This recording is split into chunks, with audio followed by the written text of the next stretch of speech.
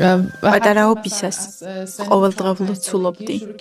სკოლაში წასვლამდე ყურანს ვიზეპირებდი. ძულდა ქრისტიანები და ძალიან მიხაროდა, როდესაც ვიგებდი ქრისტიანთა დევნის შესახებ. ყოველთვის იმას გვეუბნებოდნენ, რომ თუ ქრისტიანს მოვკლავდით, 60 ბილეთი გარანტირებული გვექნებოდა. ძალიან ვცდილობდი, რომ ისლამის ყველა წესი ზედმიწევნით დამეცვა. თუ ვიფიქრებდი, რომ საკმარისად არ განვიბანე, შუა ლოცვაში ვჩერდებოდი, თავიდან განვიბანებოდი და ყველაფერს თავიდან ვიწყებდი. ეს შეიძლება 10 ჯერ განმეორებულიყო ერთი ლოცვის დროს.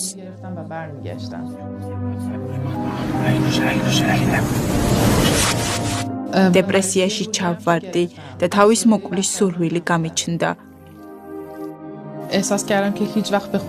გრძნობდი, რომ შორს ვარ ალაჰისგან. დედაჩემი კი ძალიან ავად იყო და კვდებოდა. დედაჩემს ვუთხარი, რომ თავის მოკლას ვაპირებდი. თავის მოკლას თუ ვაპირებ, მაშ მეც მომკალი. გავაკეთებ ამას შენთვის და ორივე ერთად დავიხოცებით. ჩემო დებო და ძმებო, დღეს თქვენთან ერთად თუ არ, უფალს აქვს განსაკუთრებული უწყება თქვენთვის. თუ უიმედოდ ხართ, თუ დეპრესია გაქვთ, თუ თავის მოკლას აპირებთ, უფალი ამბობს, შეჩერდი. მას აქვს იმედი და მომავალი თქვენთვის. თუ აპირებთ თავის მოკლას, შეჩერდით და დამირეკეთ. იგი მას 9 საათის განმავლობაში ელაპარაკებოდა. მე კი ვთქვი, ეს უნდა გავაკეთო, ვერაფერი შემაჩერებს ამაღამ. დავინახე, რომ დედაჩემი ინანიებდა და წარმოთქვამდა ხსნის შესახებ ლოცვას. ძალიან გავპრასდი. რატომ აკეთებ ამას? შენი სიცოცხლის ბოლო წუთებში, ახლა ჯოჯოხეთში წახვალ. გთხოვ, პადინა, გთხოვ, დაელაპარაკე მას იესოს შესახებ. იესოს არაფერი შეუძლია, იესო არაფერია. გთხოვ, პადინა, დაელაპარაკე, გთხოვ. ვერ დავგმობ მუჰამედის სახელს რჯულის მოღალატესთან ლაპარაკით.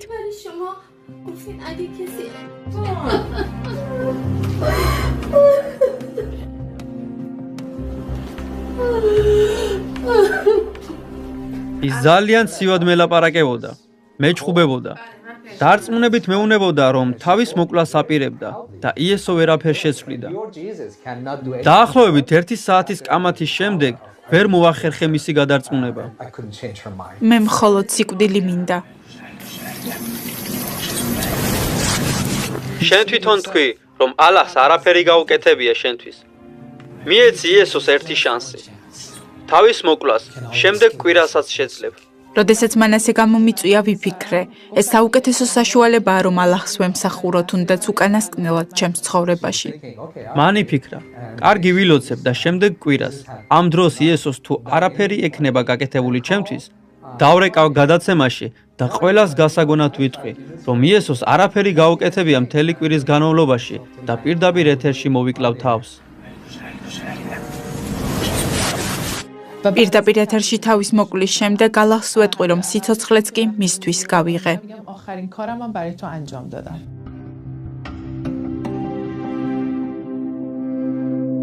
მეორე დილით რაღაც ხმამ გამაღვიძა.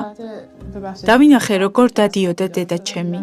სრულიად ძალდაუტანებლად. ვუთხარი, რომ დაუყოვნებლივ უნდა წავსულიყავით საავადმყოფოში. ექიმმა შეამოწმა სისხლის ანალიზის პასუხი და თქვა, რომ ეს სასწაულია. მან თქვა, რომ დაავადება გაქრა მისი სხეულიდან. ეს შეუძლებელია, ალბათ რაღაც გეშლებათ. ყველაფერი სწორად გითხარით, ეს სასწაულია. რომელ იმამთან ილოცეთ? რომელ იმამთან ილოცეთ? ეს იმამი არ ყოფილა. ეს იესო იყო.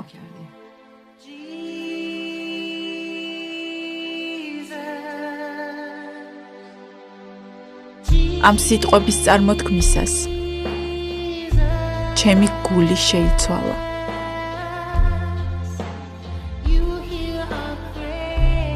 მე ვუთხარი იესოს, შენ ხარ ცოცხალი ღმერთი, შენ განწმინდე და ამავსე მე. და ახლა მე მოგიძღვნი შენ ჩემს ცხოვრებას. დღეს პადინა და დედამისი მუსლიმანებისთვის განდგომილები არიან და სიცოცხლეს საფრთხეში იგდებენ იატაკქვეშა ეკლესიებში მსახურებით. გთხოვთ ილოცოთ ქრისტიანებისთვის, რომლებიც მთელ მსოფლიოში იდევნებიან. გთხოვთ ილოცოთ.